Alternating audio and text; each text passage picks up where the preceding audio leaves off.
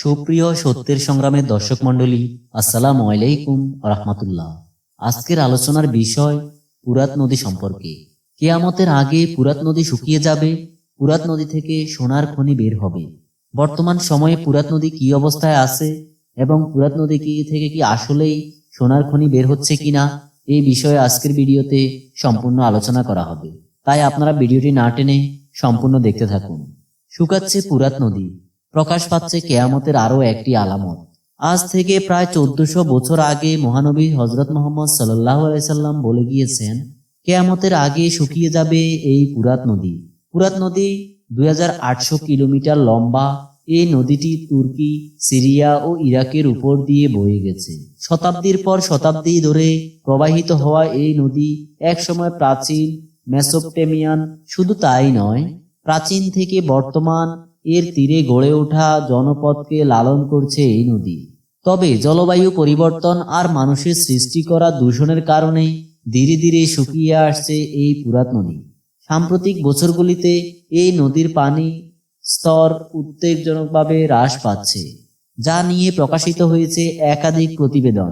এসব প্রতিবেদনে বলা হচ্ছে, শুকিয়ে যাওয়া ফুরাত নদী সিরিয়া এবং ইরাকের কৃষিকে প্রভাবিত করছে ব্যাপকভাবে। বৃষ্টিপাত কমে যাওয়া, বাঁধ নির্মাণ এবং দুর্বল ব্যবস্থাপনাকে দায়ী করছে বিশেষজ্ঞরা। অর্থাৎ স্পষ্ট বোঝা যাচ্ছে মহানবী সাল্লাল্লাহু আলাইহি সাল্লাম এক করা সেই ভবিষ্যৎবাণী সত্য হতে শুরু করেছে। ফুরাত নদীর কিছু বছর আগের আর বর্তমানের ছবিগুলো পাশাপাশি রাখলে বোঝা যাবে কতটা দ্রুত শুকিয়ে যাচ্ছে এই নদী। শুধু কি জলবায়ু পরিবর্তন বা বাঁধ নির্মাণে ফুরাত নদী শুকিয়ে যাওয়ার কারণ? আবু হুরায়রা রাদিয়াল্লাহু থেকে বর্ণিত, রাসূলুল্লাহ সাল্লাল্লাহু আলাইহি সাল্লাম বলেছেন, ততক্ষণ পর্যন্ত কিয়ামত সংঘটিত হবে না যতক্ষণ না ফুরাত নদী শুকিয়ে যায় এবং তার মাঝ থেকে একটি স্বর্ণের পাহাড় উন্মোচন হয়।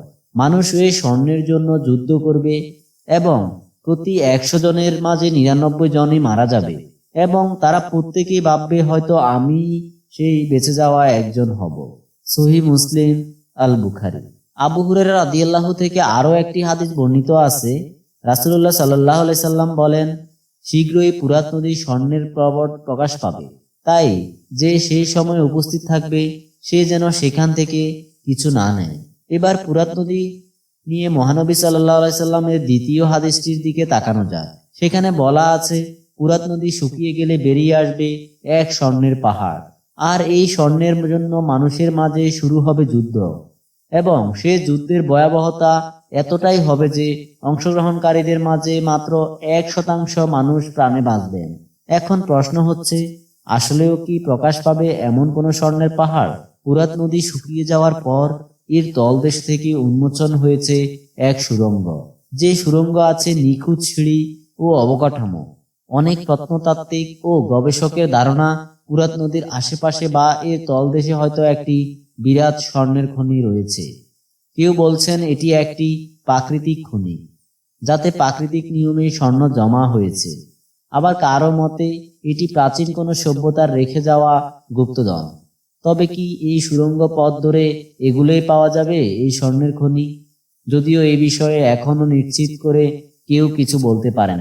সাম্প্রতিক সময়ে ইন্টারনেটে কিছু ভিডিও ভাইরাল হয়েছে, যাতে দেখা যায় মানুষ ফুরাত নদী থেকে পাথরের টুকরোর মতো স্বর্ণের টুকরো পাচ্ছে। তবে এই ভিডিও সত্যতা সম্পর্কেও নিশ্চিত হওয়া যায়নি। তবে এতটুকু নিশ্চিত হওয়া গেছে যে ফুরাত নদী শুকিয়ে যাচ্ছে, কিন্তু কবে প্রকাশ পাবে সেই স্বর্ণের পাহাড় তা একমাত্র আল্লাহই ভালো জানেন। আজকে এই পর্যন্তই। সবাই ভালো থাকবেন, সুস্থ থাকবেন।